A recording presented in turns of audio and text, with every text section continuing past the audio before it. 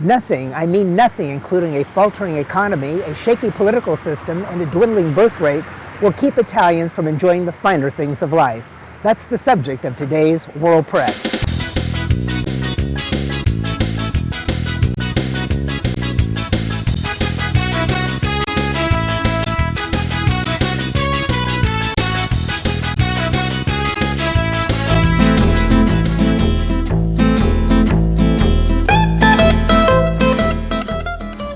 Italy was at the epicenter of the world during the long glory days of the Roman Empire, giving rise to Catholicism, architectural and technological advancement.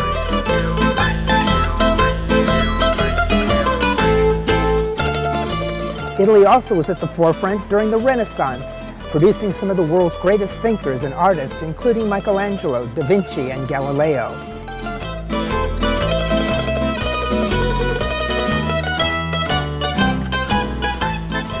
Today it's the world's 7th largest economy and Europe's 4th largest economy. And who can deny its world-class place in art, cinema, and the gastronomical arts? Our World Press report today begins with the Italian connection, the connection between art and cinema. From the home of the Renaissance to the magical world of Italian cinema that's filmed in Cinecittà Studios, Italy has sculpted the way we view art and cinema as we know it today.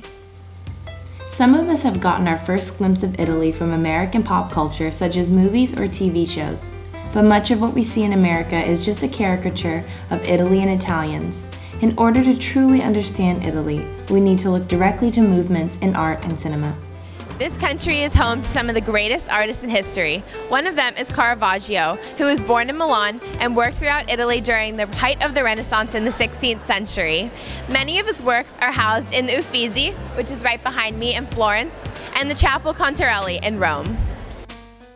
But Caravaggio didn't stop there. He used prostitutes and people from lower class society to be the models for his paintings, which were typically composed of religious subject matter. This was an outrage in the eyes of the Catholic Church and society. To find out more about Caravaggio's role in the development of art, we talked to Dr. Angelo Burr, an expert in Baroque art. Can you elaborate on why Caravaggio used regular people as the models for his paintings? With this idea of having either somebody like St. Matthew or even the Madonna, or to depict something that he knows, that makes it also much more realistic from a certain point of view, was something that he didn't have any problems from a religious, from an ideological point of view. That didn't matter to him at all. We then asked Professor Fullerton about how normal people also acted in neorealist films.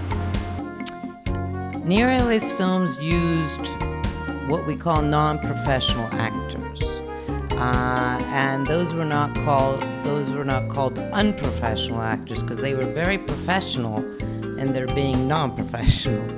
For example, Rossellini chose people whose lives were very similar to the characters they were going to play in the film, and he thought that by using people from the streets, just like Caravaggio, he would get a feeling that was very natural, very true to reality, and that would have an impact on people's consciousnesses because it would really describe from the face to the gestures to the feelings what it was like to be a person from most of the time from the lower classes during and right after the Second World War.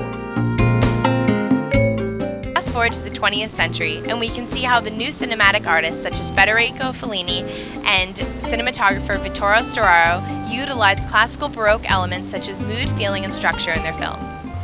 For example, in the Baroque period, Caravaggio pioneered the use of tenebrism, a single light source used to amplify certain figures in his paintings. In his own way, Caravaggio manipulated the way we see the world, dark and full of sin. This same technique, now called chiaroscuro in cinema, is used extensively in Italian films. In this next clip from Last Tango in Paris, Storaro's use of shadow and light creates a singular mood of despair and hopelessness. Maria Schneider's character at one point becomes merely a dark silhouette against the wall as Marlon Brando recounts his past to her. Storaro's mastery of chiaroscuro has won him many awards for his cinematography, like Apocalypse Now. Vittorio Storaro used shadows and highlights to create a story, while Federico Fellini, who's considered the greatest Italian film director of the 20th century, used masterful storytelling combined with exaggerated characters and imagination to create award-winning films. No, tesoro, ma dove lo trovo il latte a quest'ora? È sopra. Over there. Silvia, dai, dove vai con quel gatto? Roma è piena di gatti, se ci mettiamo a cercare... Vieni qua, fermati. No. These are just a few examples of how Italy has influenced art for more than 600 years. In the past, when I was looking at one of these movies, I could really use my imagination, and it was a scene. Still, I was waiting to the end, really, to understand. But my imagination was following all this movie and try to understand what it was going on. Also, in certain scenes, for instance, where was a kind of love scene and so on, everything was left to your imagination.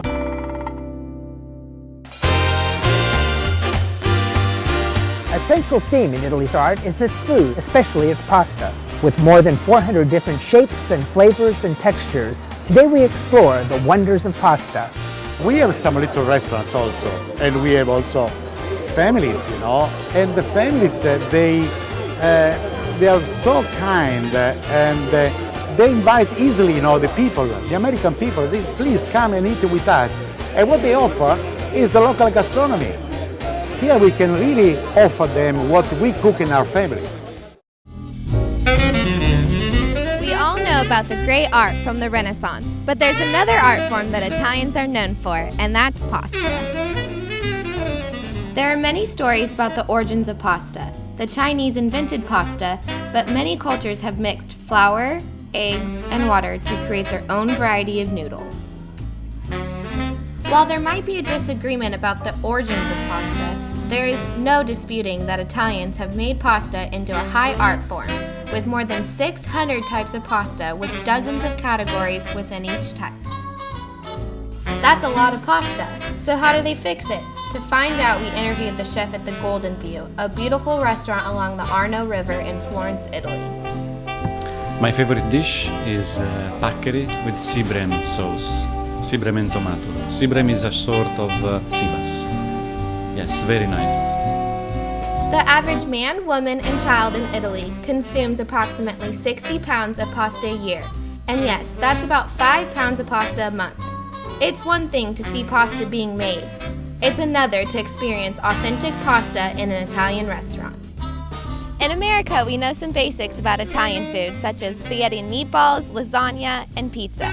Hopefully today we've introduced you to a world of pasta possibilities, so the next time you go to an Italian restaurant, you'll be a little more adventurous. When we return, we'll meet former students who were so intrigued by the Italian arts that they never left. Italy is now their home.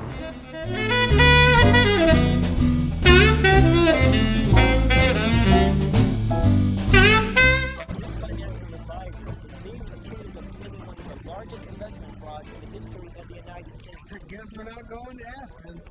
That's fine. You see, I like tennis balls. He likes insider trading. So he's going to jail and I'm going to a shelter. And no, they're not the same thing. Shelters are for good pets that want to be adopted. Jails are for criminals. I've done nothing. Okay, I stole a cheeseburger once on my dog.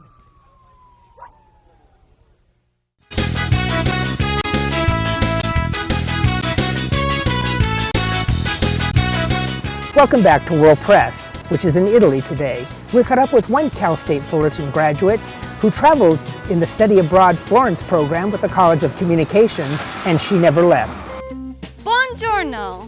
I'm standing in front of the American Institute of Foreign Study here in the beautiful walking city of Florence, Italy.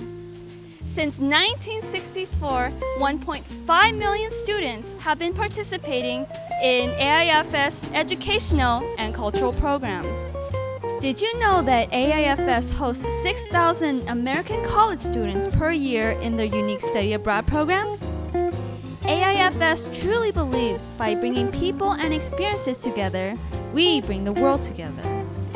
After being in Florence for just a few days, you quickly realize that there are two Italys, one for the tourists and one for the locals. If you go local, you'll find that eating and having fun in Florence can be reasonably achieved on a student's budget. Like many great 19th century American writers, Henry James, Margaret Fuller, and James Fenimore Cooper, Americans fell under the spell of Italy for centuries. AIFS Student Services Advisor Christy Smolensky is no exception. In 2010, she made the most important decision in her life. She moved to Florence, Italy. So, Christy, you've been here around 3 years. So, where did you originally come from? I'm from Newbury Park, California. I have been here for almost 5 years. 2 years I studied abroad in Florence, Italy, about in 2006 through 2008. What was the moment when you first realized that Florence would be your new home? Well, there was never ever an exact moment. It just kind of evolves. So I studied here for 1 year, and then I met my boyfriend that year, and I fell in love with the town. I went home and I left him at the airport, and I said, I don't know if I'm gonna come back. I might see you in 3 months, I might not. I went home and I decided that I had to come back. So I came back in 2007, that was, and I studied another year here, and I produced some really good artwork, and I had a really good connection with my art professor. And then I went home for 2 years because I had to graduate and I had to get some work experience and money, and then I realized I had to come back. Moving to Italy is such a huge step. So what are the negative and positive aspects of moving here? Well, let's start with some positive aspects. Positive, Italy is a great place to live for culture and the way of life. In Italy, it's not as important what you do, it's more important your passion. So for me, especially being an artist, that's very important to me. And here, so many people know about the fine arts, and when I explain to them what I do, they actually understand and know a little bit more what I'm talking about compared to my experiences in California. Some negative aspects, it is a little financially difficult to make it here, so you have to be able to budget, and you have to be able to live your life in a different manner. So maybe you won't have a huge house, but you have a nice little tiny house in the center, and you just make different choices. So, what would you recommend students who are looking for some great places to eat and are on a budget? So, which restaurant would you tell them to go? Well, I would tell them to go. There is a good restaurant here called Trattoria da Giorgio, and it offers very good deals. It's 12 euros for lunch, and that offers you a first course, a second course with a side dish, and a quarter liter of wine, and also a bottle of water. For dinner, it's 13 euros. So it's a really good price for really traditional Florentine food. Yes, it is possible to get great Italian food for a student-friendly budget. So go out and explore what Florentine cuisine has to offer, and then dig in. Or as we say in Italian, mangia. Some of the Americans want to come here. How they could discover the territory, where they are going to be accommodated? In an agriturismo, where they find, let's say, the family, because, you know, when we say agriturismo, we mean that the family has to live there. The family wants the agriturismo. So, where they find a kind of, let's say, warm, let's say, welcoming, easily, you know, a customer come to your agriturismo, they'll say, okay, let's go and drink a glass of wine. And this is why the Americans really like very much this. What would a trip to Italy be without a tour of a wine vineyard? Back in California, we've been making wine for nearly 400 years. Here in Italy, they've been making wine for nearly 2,000 years. And many of the family vineyards in Chianti region have been cultivating the land for nearly 1,000 years or more.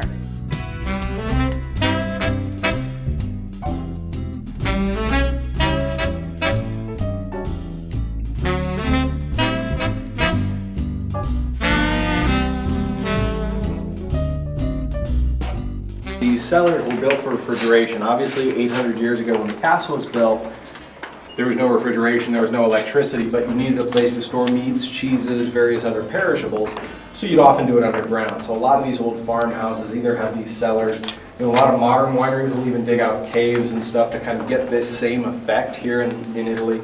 They always have these cellars. So I'll walk you guys through, show you a couple things, say a couple things about olive oil in one of these rooms, and then we'll eventually kind of come out the other way and taste their wines in just a bit. So follow me.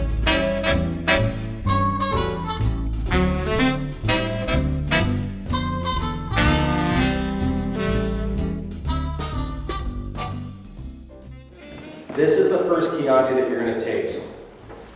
Chiantis, like I said on the drive out, are always DOCG. It's protected. You can't make them outside of the Chianti, and they always fall on the top of the pyramid, so they have these really strict laws governing how the wine needs to be made. There's a distinction between flavor and taste, and it's important you guys understand that.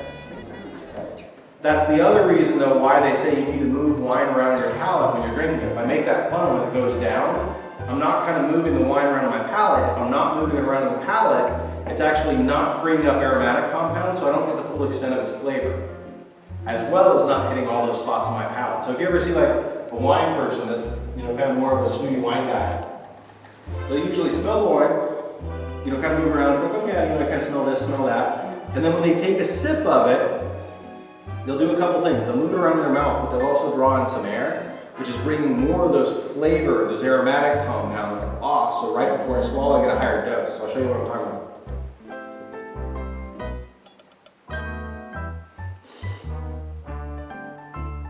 And that's it. By drawing air in, you don't want to do that with every sip, especially when you're hanging out especially when you're hanging out with your friends, because you'll be a really annoying guy at the table or girl at the table. However, if you truly want to understand the flavor of the wine, that's the best way to do it. It just depends on where and how you drink the wine. You could love a wine under certain circumstances and hate it under another. It kind of depends on what's going on, you know, temperature outside, what's going on with you physically, and what you're eating. It can change things dramatically. I'm going to pass around.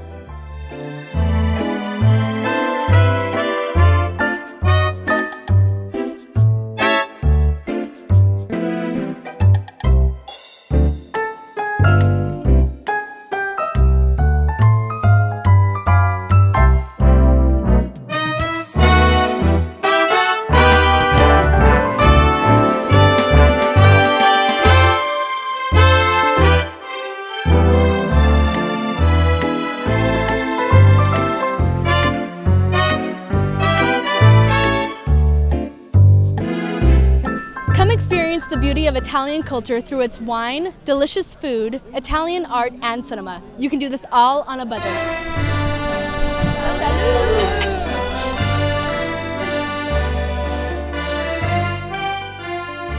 So America start to understand that the best products, you know, and the best food and the best meals, it can be found there. Sure. So this is why they start to understand that it is much better, you know, to travel through agriturismo than any, let's say, I don't say that the hotels are not very nice. Hotels are very nice. But if they want to discover the territory, this is a way also to discover territory. You have cinema, art, and food. You have it all in Italy. But how do you get the best out of Italy on a tiny student budget? Well, we are here to answer that question for you. In Florence, there are tons of places to eat. There are sandwich and gelato shops in every corner of the city. Now that all sounds great, but wouldn't it be even better to get it at a good price? Here we have Christy. She's a local of Florence, and she's going to give us the best take to get great food at a great price. So as far as sandwiches, which do you think is the best sandwich place at a great price? I would definitely say Fruno Bornore, which is on Borgo Pinti. You can get it for $3.50. You can get as many toppings that you would like in there. Zucchini, eggplant, prosciutto, and it's really good quality. That sounds absolutely delicious. I cannot wait to try. So as far as pizza places, I see pizzerias everywhere here. So it's kind of hard to choose. Which place would you say is good, again, on a budget? I would definitely say the Antica Friggitoria on Via dell'Arbolo. You can get pizza there, only takeaway, but about €5 or €6, and you can get a calzone fritto for $2.50. So it's a real hole in the wall where only locals will go, but it's really great. That Sounds delicious. I love pizza. So now I know the question on everybody's mind is, where can you get great gelato at a great price? I know gelato is the #1 thing here in Florence. My favorite is on Ponte Caraya. You can get gelato there, the smallest one, for under €2, so I believe about €1.50, and it's really the best tasting. Great, and at a great price, I'm there. So there you go. Here are a few recommendations from a local of Florence. I don't know about you, but I'm hungry, so I'm on my way now. Ciao.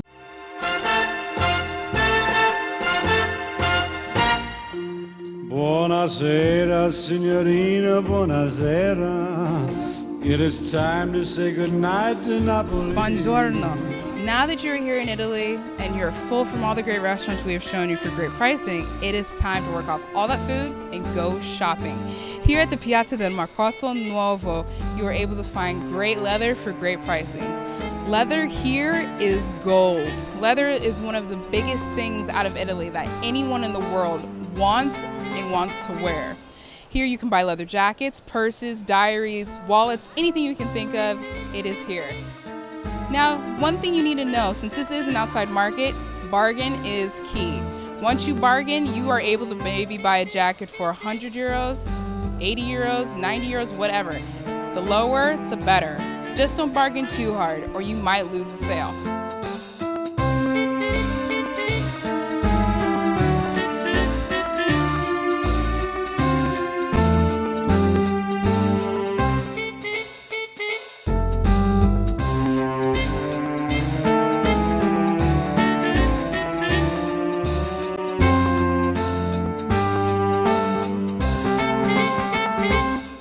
We hope you enjoyed our Italian adventure. Until next time, I'm Tony Fellow, saying arrivederci for World Press.